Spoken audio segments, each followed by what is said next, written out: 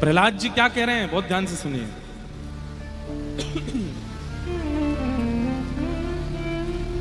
जैसी स्थिति मीराबाई की हो गई, ऐसी हमको अनुभव क्यों नहीं होती? जैसा अनुभव नरसिंह मेहता को हो गया, वैसा हमको क्यों नहीं होता? जैसा अनुभव सूरदास, कुंभनदास आदियों को हुआ, इतने दिन से हम लोग कर रहे हैं, हमको वहां अनुभव क्यों नहीं होता है ठाकुर जी का? तो श्री प्रहलाद जी कहते हैं,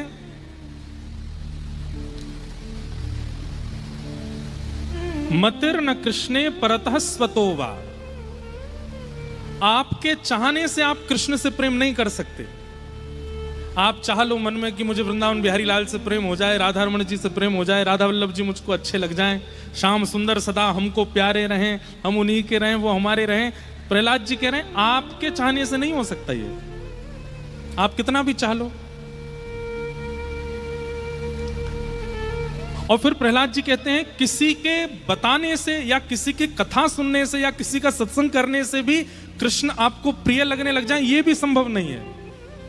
तो इसलिए जो हम लोग बहुत कभी कभी भूल जाते हैं कि देखो हमारी कथा सुन के इनको कृष्ण भक्ति हुई, हमारी कथा से इनको वृंदावन प्रिय लगने लगा, किशोरी जी प्रिय लगने लगी। प्रहलाद जी ने हमारे इस अहंकार पर पानी डाला है। प्रहलाद जी कहते हैं ना तो अपनी इच्छा से कोई कृष्ण से प्रेम कर सकता है, ना किसी के बताने पर, किसी के सुनाने पर, किसी के सत्संग से कोई कृष्ण से प्रेम कर सकता है। तो बोले फिर वो कृष्ण से प्रेम होता कैसे? बोले कृष्ण प्रिय लगने लगे उसके दो ही कारण हो सकते हैं। कौन कौन से? बोले पहला, कृष्ण को आप भा जाओ, उनको आप भा गए। सब लोग इधर देखिए, ध्यान से सुनिए। हमारो भैया ये वाला कूलर बंद करा दो, ये पहले बंद कराया तो फिर कुछ चालू कर गया, इसको कर दो। बहुत आवाज में हमको कथा कम हो पाती है। अभी आवाज आप लोगों को फिर कूलर नहीं मिलेगा तो कैसे सुनोगे कथाएं? इतने एसी कूलर में भी कई लोगों के पंखा ही चल रहे हैं अभी भी, लेकिन थोड़ी शांति रहती है तो हमको और सुख मिलता है कोई भाव कहने में। हमको भले ही गर्मी लगे, हमको कथा में बैठने के बाद गर्मी का अनुभव नहीं होता, बीमारी का अनुभव नहीं होता, खांसी जुकाम कुछ नहीं लगता। कथा में तो बस लगता है कथा का अपना भाव प्रस्तुत करें। ऐसे ही आप लोग भी ध्यान से सुनोगे तो आपको जरूरत नहीं पड़ेगी, सारे पंखे बंद हो जाएंगे तब भी कथा सुन लोगे आप। लेकिन सब बंद नहीं होंगे, हमको भी 6 दिन और करनी है कथा। आप लोग ऐसा मत सोचना एसी बंद करा देते महाराज जी, ऐसे कोई कथा सुनी जाती है? हम अपना ही करवा रहे हैं, इसलिए आप लोग सुनो। प्रहलाद जी कहते हैं ना तो आपके चाहने से आपको कृष्ण प्रिय लग सकते हैं, ना किसी के बताने से आपको कृष्ण प्रिय लग सकते हैं। केवल 2 साधन हैं जिनसे कृष्ण प्रिय लग सकते हैं। पहला साधन कि ठाकुर जी को आप भा गए। अब यहां बैठे सब लोग सोच रहे होंगे कि हम वृंदावन जाते हैं, राधा रमण जी जाते हैं, राधा वल्लभ जी जाते हैं, बरसाने जाते हैं, कथा सुनते हैं, इसका मतलब हम ठाकुर जी को भागे? नहीं, अभी भी असमंजस है।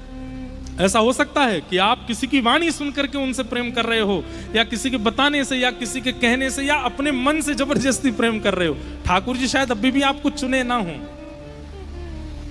ठाकुर जी का प्रेम चित्त में तो 2 ही कारण से प्रकट हो सकता है। पहला, ठाकुर जी को आप भा जाओ, और दूसरा कारण इतना सुंदर बताते हैं श्री प्रहलाद जी महाराज। क्या कहते हैं? प्रहलाद जी कहते हैं पुनः पुनः बार बार आपके ना चाहते हुए भी किसी महत्पुरुष, किसी भगवत प्रेमी अनुरागी भक्त की चरण रज आपके माथे से बार बार लग गई हो, उसका स्पर्श आपसे हो गया हो, उसके चरण रज आपके किसी अंग का स्पर्श कर गई हो, तो आप ठाकुर जी को प्रिय लग सकते हो और आपके चित्त में प्रेम आ सकता है। हम सामान्य बात नहीं कह रहे हैं, बहुत बड़ी बात कह रहे हैं। प्रहलाद जी कह रहे हैं, इसलिए ध्यान से सुनो। प्रहलाद जी कहते हैं मुझे किसी ने प्रवचन नहीं सुनाया, मुझे ठाकुर जी प्रिय कैसे लग गए? अब प्रसंग आता है कि प्रहलाद जी जब मां के गर्भ में थे तब नारद जी ने कथा सुनाई। गर्भ के बालक को याद रहता है? कुछ भी याद नहीं रहता। प्रहलाद जी कहते हैं मैंने किसी का प्रवचन नहीं सुना कि मुझे ठाकुर जी प्रिय लग गए। दूसरा, मैंने तो बचपन से माहौल ही नहीं देखा कि मुझे कहीं हरि दिख गए हों, कहीं मंदिर दिख गया हो, कहीं ठाकुर जी दिख गए हों और मैं उनके भक्ति में आ गया। मैंने कभी देखा भी नहीं उनको, तो मैंने भी नहीं चाहा कि मैं उनसे प्रेम करूं। ना मेरे चाहने से मैं उनका हुआ हूं, ना किसी की वाणी से मैं उनका हुआ हूं। तो बोले फिर आप उनके हो कैसे गए? बोले निश्चित ही किसी महत पुरुष की चरण रज मेरे मस्तिष्क को प्राप्त हुई, जिस चरण रज के मेरे मस्तिष्क पर लगने से मैं ठाकुर जी को भा गया, मैं उनको भा गया। और जब मैं उनको भा गया तो उनका मेरे प्रति सहज प्रेम हो गया। और वो जब प्रेम करते हैं तो अपने आप उनसे प्रेम होने लग जाता है। ये बात प्रहलाद जी कह रहे हैं। लेकिन ठाकुर जी को आप प्रिय लगोगे कब? जब किसी महत पुरुष की चरण रज लगी हो, किसी संत के चरण रज या किसी संत का संस्पर्श, किसी महाभागवत का संस्पर्श आपसे हो गया हो। संस्पर्श का मतलब क्या है?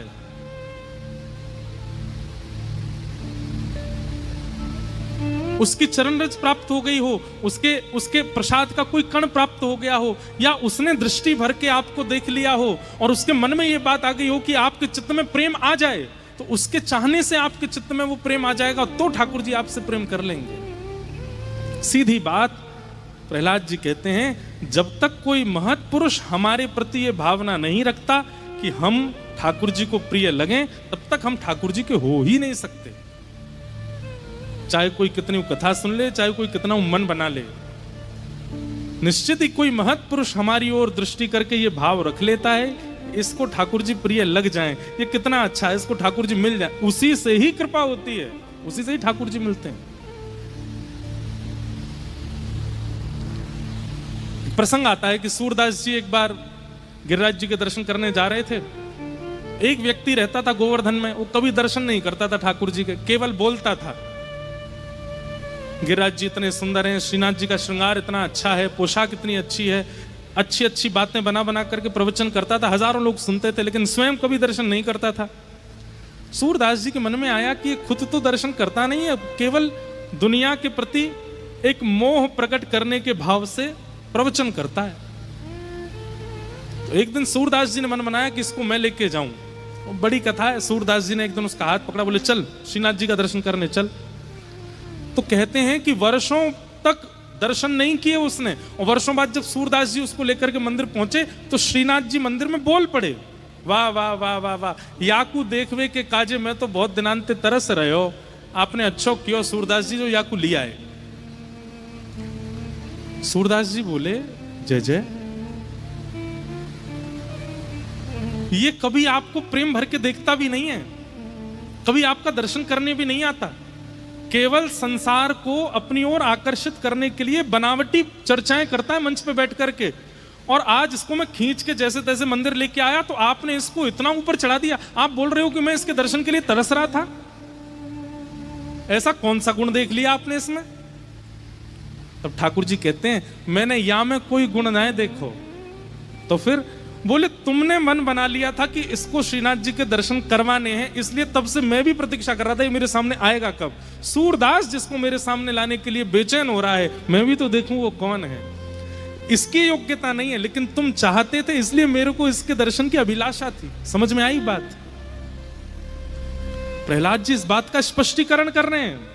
अरे दैत्य बालकों, मैं तो ऐसे कुल में ही नहीं जन्मा हूं कि मुझे ठाकुर जी प्रिय लगे। मैंने तो कभी कथा सत्संग प्रवचन सुना ही नहीं कि मुझे ठाकुर जी प्रिय लगे। तो फिर वो प्रिय लग कैसे गए?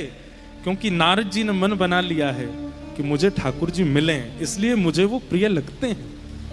कोई महत्पुरुष, कोई भगवत जन, कोई श्रेष्ठ जन जब मन बना लेते हैं आपके प्रति कि आपको ठाकुर जी मिले, वो तभी मिलते हैं। इसलिए भैया श्री गुरु चरण सरोज रज, संत जनों की चरण रज को माथे से लगाते रहो और उनसे केवल एक ही याचना किया करो, आपके मन में ये भावना उत्पन्न हो जाए कि हमें ठाकुर जी मिल जाएं। आप विचार कर लेंगे तो हमको ठाकुर जी मिल जाएंगे, इसलिए प्रार्थना है। अच्छा, एक और बात, ये निवेदन भी नहीं करना सब जगह जा जा करके आप रोने लग जाओ, महाराज जी आप मन में सोच लो कि हमको ठाकुर जी मिल, ऐसा नहीं। तो एक होता है जिद करके प्रॉपर्टी अपने नाम कराना, और एक होता है कि अपने व्यवहार से, अपने स्वभाव से, अपनी क्रिया से माता पिता का मन मोह लिया, तो माता पिता के मन में आया कि भाई पूरा हिस्सा इसी को देना चाहिए, और उन्होंने बिना कुछ कहे पूरे दस्तावेज पर नाम लिख दिया, बोले सारी प्रॉपर्टी तेरी। ठीक वैसे ही वैष्णव जनों को, ब्रजवासी जनों को, संत जनों को, भक्त जनों को अपनी क्रिया से, अपने स्वभाव से, अपने विचारों से, अपनी योजनाओं से इतना प्रसन्न कर दो कि वो आपकी ओर और आपके विचार और क्रियाओं को देख करके उनके मन में अपने आप आ जाए, ये इतना अच्छा है, इसको ठाकुर जी कभी मिल जाए। ये विचार उनके चित्त में आ गया, उसी दिन ठाकुर जी मन बना लेंगे मोह याते मिलनो है। क्यों? क्योंकि एक रसिक ने मन बनाया कि मैं याते मिलूं। ये बात कौन कह रहा है? प्रहलाद जी। कितनी ऊंची बात है। ठाकुर जी से भी प्रार्थना नहीं करनी है, किशोरी जी से भी प्रार्थना नहीं करनी है, किसी से प्रार्थना नहीं करनी, बस कथाएं सुन के, सत्संग सुन के अपना निर्माण ऐसा कर लो कि कभी कोई महान भक्त आप पे रीझ जाए। ठाकुर जी रीझ है ना रीझ है चलेगो, कोई भक्त रीझ जाए वही तो काम है जाए। वो संत चरण रज। गोस्वामी तुलसीदास जी की कल जन्म जयंती थी। गोस्वामी तुलसीदास जी को राम जी मिले, ये बात तो सबको पता है। स्वयं श्री हनुमान जी महाराज उनकी रक्षा में रहते थे कि कोई इन पर आंच ना आ जाए। स्वयं देवादिदेव महादेव काशी विश्वनाथ इतना प्रेम करते थे गोस्वामी तुलसीदास जी से। लेकिन कभी गोस्वामी तुलसीदास जी के जीवन चरित्र को आपने देखा? उनका जीवन कैसा था, उनका भाव कैसा था? एक प्रसंग आता है, एक बार गोस्वामी तुलसीदास जी वृंदावन आए, तो वृंदावन में श्री भक्तमाल ग्रंथ के निर्माण का भंडारा चल रहा था। श्री नाभा गोस्वामी जी ने भक्तमाल ग्रंथ की रचना करने के बाद जरा भंडारा किया वृंदावन में। उसमें भारतवर्ष के सब संत आए, उसमें फिर गोस्वामी तुलसीदास जी भी आए। तो जैसे आप सब लोग इतनी संख्या में बैठे हैं, ऐसे ही गोस्वामी जी भी आए, तो इतनी संख्या में भीड़ बैठी थी, तो पीछे ही बैठ गए, सबसे पीछे बैठ गए गोस्वामी तुलसीदास जी महाराज। कहते हैं कि जब सामग्री परोसने का समय आया तो खीर परोस रहे थे सबको। तो आज भी वृंदावन में ऐसा नियम है कि जब कहीं जरा भंडारा होता है ना, तो संत जन अपने अपने टिफिन लेके जाते हैं, अपने अपने छोटे छोटे टिफिन ले जाते हैं। बाकी सब सामग्री तो वहीं पाके आते हैं, खीर उसमें भरवा के लाते हैं और फिर उसको प्रेम से सुबह पालेंगे, फिर रात में पालेंगे, थोड़ी थोड़ी ठंडी करके पाते हैं। तो खीर परोस रहे थे, सब अपने अपना बर्तन आगे करके उसमें खीर ले रहे थे। वहीं गोस्वामी तुलसीदास जी के पास जब खीर परोसने वाले पहुंचे, उन्होंने कही कहाँ है तुम्हारा बर्तन, कहाँ है बर्तन लाओ। तो गोस्वामी जी के पास तो बर्तन था नहीं। सोचने लगे क्या करें, अरे जल्दी करो भाई, अपना बर्तन आगे करो। तो कहते हैं कि गोस्वामी तुलसीदास जी ने देखा कि इतने रसिक संत जन वहां बैठे, उनके सबकी पादुकाएं बाहर उतरी हुई हैं। उनमें किसी महापुरुष की पादुका जूते की आकृति में थी, उसमें थोड़ा अवकाश था। तो वही पादुका लेकर के आए और आगे करके बोले इसमें दे दो खीर, या में कर दो। तो जो खीर परोस रहे थे वो गुस्सा हो गए, अरे पात्र नहीं लेके आए हो, और ये क्या किसी महाराज की जो पादुका उठा करके कह रहे हो इसमें दे दो। तो कहने लगे नहीं भैया हमको इसी में ही दे दो, हमको इसी में ही पान करना है। अरे ऐसे कैसे दे दें, इसमें ये अपवित्र है, ये ऐसा। अरे नहीं नहीं ऐसा मत बोलिए, इस जूती का कितना बड़ा सौभाग्य है। एक तो ये व्रजरज में रही है, 24 घंटा ब्रज की रज इसको लगती रहती है। वो ब्रजरज जिसमें श्री कृष्ण श्री किशोरी जी अपने अपने निरावृत चरणों से विचरण करते हैं, वो ब्रजरज इसको अंकित कर चुकी है। दूसरा, कोई महापुरुष इसको धारण करता होगा, उसके चित्त में प्रिया प्रियतम विराजमान होंगे, वो प्रिया प्रियतम को विराजमान करके चलता होगा। नीचे से ब्रजरज लगती होगी, ऊपर से उस महत्पुरुष की चरण रज लगती होगी। ये तो महापवित्र, इससे पवित्र पात्र तो हो ही नहीं सकता। अब तो मेरी भी हट है कि मैं इसी में ही खीर पीऊंगा। गोस्वामी तुलसीदास जी ये बात दूर खड़े श्री नाभाजी सुन रहे थे, जिन्होंने भक्तमाल की रचना की। और ये देखते ही उन्होंने चरणों में प्रणाम करके कहा, आप ऐसे ही गोस्वामी तुलसीदास नहीं है, आपको ऐसे ही राम जी मिल नहीं गए, ऐसे ही हनुमान जी 24 घंटे आपके साथ नहीं रहते हैं, ऐसे ही काशी विश्वनाथ आपकी रक्षा में तत्पर नहीं रहते हैं। आपका भाव संतों के चरण रज के प्रति, आपका भाव वैष्णवों के प्रति जो है ना गोस्वामी जी, इसी के कारण राम जी आपके हो गए, राम जी आपको प्राप्त हो गए। और उसी समय नाभा जी ने भक्तमाल में जितने भक्त हैं उन सबको तो पुष्प का दर्जा दिया, और श्री नाभा जी को सुमेरु, श्री गोस्वामी तुलसीदास जी को सुमेरु का दर्जा दिया।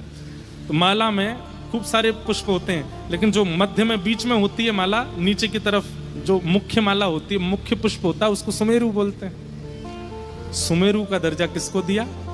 गोस्वामी तुलसीदास जी। इन जैसा भक्त नहीं हुआ। हमारी बात को बहुत ध्यान से सुन लीजिए।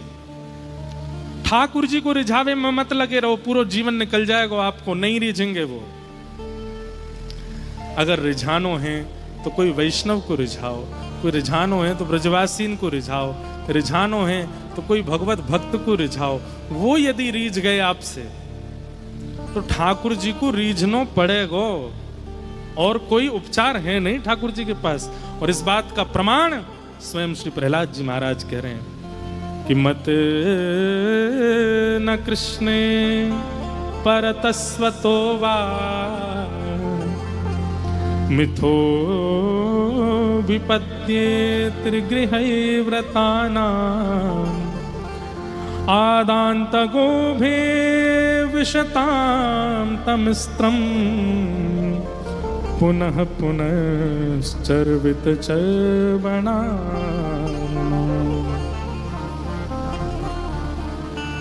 इसलिए किसी भक्त को रिझाओ,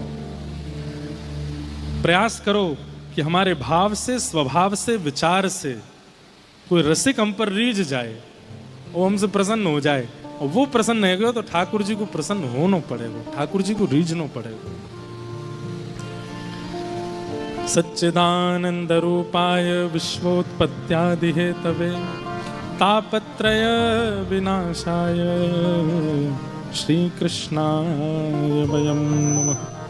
ऐसे श्री कृष्ण को हम बारंबार प्रणाम करते हैं, जो सत्य, चैतन्य और आनंद के स्वरूप हैं, जो उत्पत्ति, पालन और प्रलय करते हैं, जो आदिदैविक, आदि भौतिक, आध्यात्मिक तापों का विनाश करते हैं। ऐसे श्री कृष्ण को हम बारंबार प्रणाम करते हैं। अब यहां से कथा इस प्रकार है कि नैमिषारण्य क्षेत्र में 88,000 सौनकादि ऋषि मानव कल्याण के लिए यज्ञ कर रहे थे, लेकिन उस यज्ञ से मानव कल्याण होना नहीं था। तभी वहां सूत जी का आगमन हुआ, और एक विद्वान को देखकर के सब ऋषियों ने मन में विचार किया कि मानव कल्याण का साधन इनसे पूछते हैं कि कैसे होगा। बंधु, एक बात बताइए, कल्याण इज इक्वल टू क्या? आप कल्याण किसको मानते हो? 7 दिन कथा सुनना, इसमें उत्तर मिलेगा कि कल्याण कहते किसको, कल्याण है क्या। तो मानव कल्याण के लिए सौनकादि ऋषि तप कर रहे थे, लेकिन तभी सूत जी का आगमन हुआ, और सूत जी से सौनकादि ऋषियों ने यह प्रश्न किए। क्या प्रश्न किया? श्रेष्ठ से श्रेष्ठ, पवित्र से पवित्र और जल्दी से जल्दी कृष्ण प्राप्ति का साधन क्या है? कृपा करके हमको बताओ। सौनकादि ऋषियों ने क्या प्रश्न किया? श्रेष्ठ से श्रेष्ठ, पवित्र से पवित्र कृष्ण प्राप्ति करने का साधन क्या है? कृपा करके हमको ये बताओ। सूत जी महाराज प्रश्न सुनकर के आनंदित हो गए, और आनंदित होकर के बोले कि हे सौनकादि ऋषियों, आपने जो प्रश्न किया है ये बहुत उत्तम प्रश्न है। भगवत प्राप्ति का आपने साधन पूछा है। भगवत प्राप्ति का साधन इस पूरे ब्रह्मांड में केवल एक है। बोले क्या? तब कहते हैं कालव्याल मुखग्रास त्रास निर्णास हेतवे श्रीमद् भागवतम शास्त्र कलो के भाषितम्। भागवत शास्त्र, श्रीमद् भागवत में जो मार्ग बताया गया, जो नियम बताया गया, जो विधि बताई गई, वही भगवत प्राप्ति का साधन है। इस बात को गांठ बांध लीजिएगा। क्षमा प्रार्थी होकर के एक बात हम कहें, कई बार कई लोग कहते हैं हमसे किसी ने ऐसा कहा कि वहां ऐसा लिखा है, और आप महाराज जी कथा में भागवत जी का ये बात, तो हमें क्या मानना चाहिए? अब आप बिना मंच के अगर हमसे कुछ भी पूछेंगे तो हम उत्तर कुछ और दे सकते हैं, पर मंच पर बैठ करके आपको स्पष्ट रूप से कह दें, कहीं भी कुछ भी लिखा है, कहीं भी कोई भी बात कही है, किसी ने कुछ भी कहा है, सबको सुन लीजिए, लेकिन मानिए केवल और केवल और केवल श्रीमद् भागवत की। श्रीमद् भागवत में जो मार्ग है, श्रीमद् भागवत में जो विधि है, श्रीमद् भागवत में जो नियम है, उसी से भगवत प्राप्ति होगी, ये निश्चित है। यहां सूत जी महाराज बता रहे हैं,